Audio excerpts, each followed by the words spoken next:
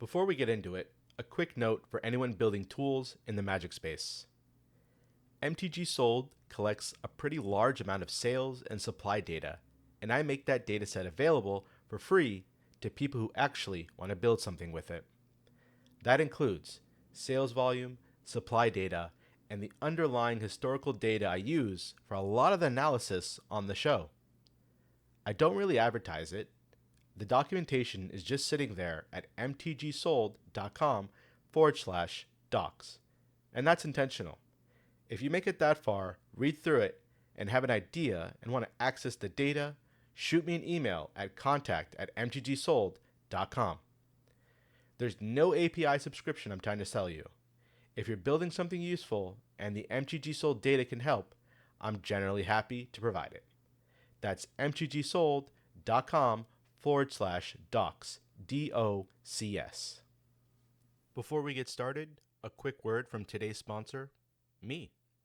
I built mtgdeck.build, a free machine learning deck builder that creates format legal decks using only the cards you already own. It's useful for newer players trying to build their first decks, long-term players looking to do something with their bulk, and sellers putting together playable budget decks. It supports Commander, Pauper, Legacy, Brawl, and several other formats. Upload your collection, choose a format, and let it build from what you have. No additional cards required. You can try it for free at mtgdeck.build. Again, mtgdeck.build. You're listening to the MTG Sold Weekly Podcast. This is the week of August 3rd through August 9th, 2026.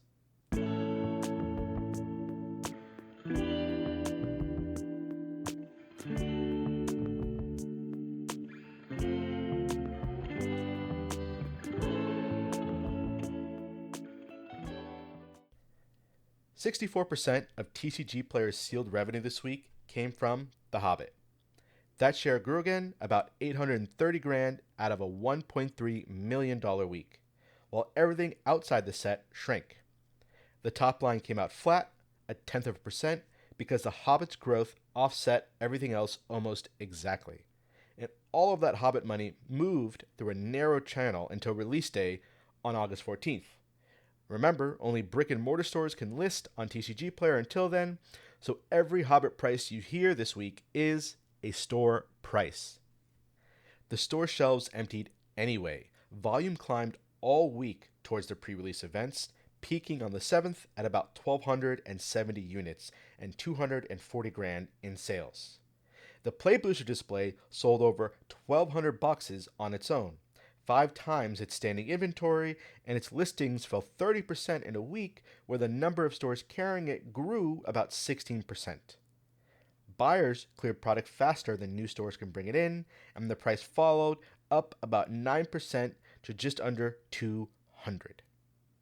The gift bundle is the extreme case, down to about 30 listings across 7 sellers, and it printed the biggest gain in the set, 17.5%. I don't put too much weight on that number. 7 sellers can produce almost any price. The Draft Night kit lost 62% of its listings, the steepest drop in the set. The small box stuff is emptying first. The set didn't move in one piece though.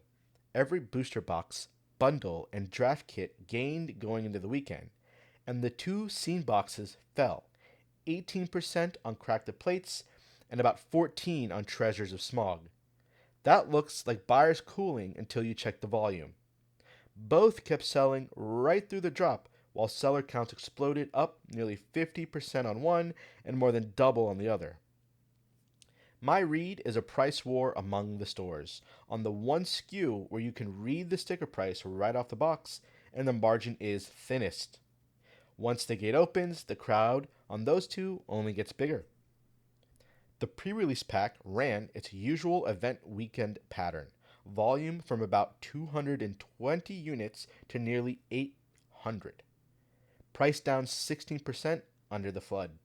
The collector booster display is the one I told you to hold loosely after last week's dip. It came back at about $850, up 7% on 500 boxes, nearly 430 grand, with its seller count up about 40% and the box still clearing 3.5 times its shelf. I read that dip as sellers meeting the hype, and this week's tape supports it. Maniple did about 100 grand, 84% of it Hobbit, and nothing in its mover list traded more than 21 units, so direction only.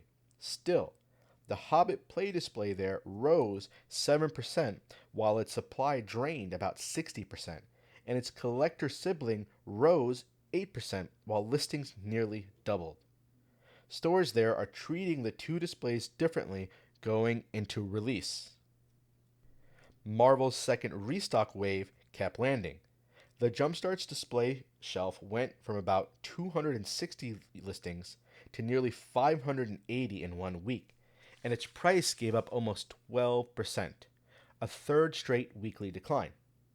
The Play Booster display grew from about 800 listings to over 900, the deepest pile on my board for a second week. The Marvel Steam boxes are part of that same pile-up. Visions Unleashed falling 16% against a 400 listing shelf that nobody's clearing. And the Collector's Edition display drained another 20% while all of that landed around it. If you're holding standard tiered Marvel, my position hasn't moved since last week. The waves are still arriving, and I'm not calling a bottom while they are.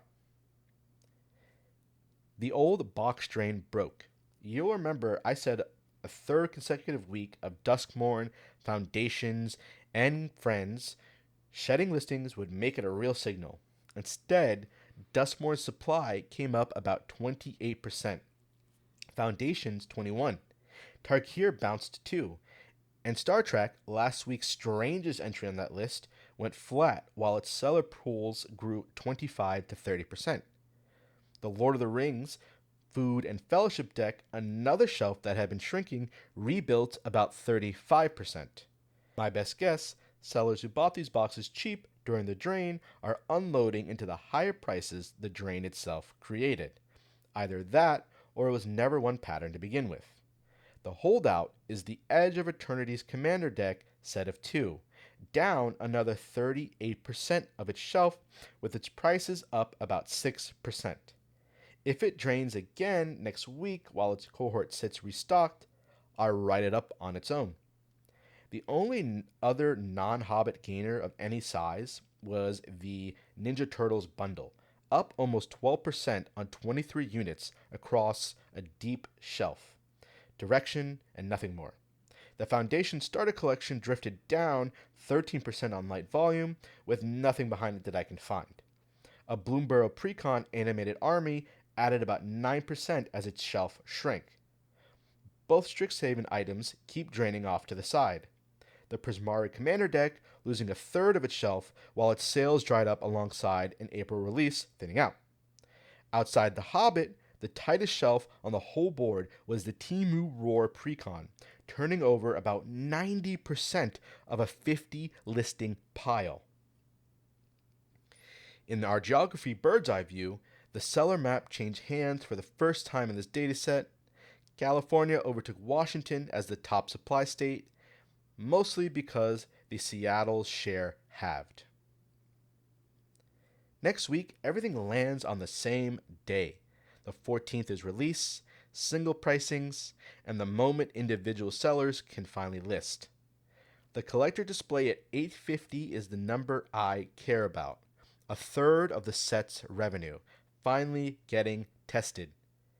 If you've been waiting to buy Hobbit sealed, you've been right so far, and I'd wait a little longer. Let the new sellers list, see where prices settle, then make your call. That's it.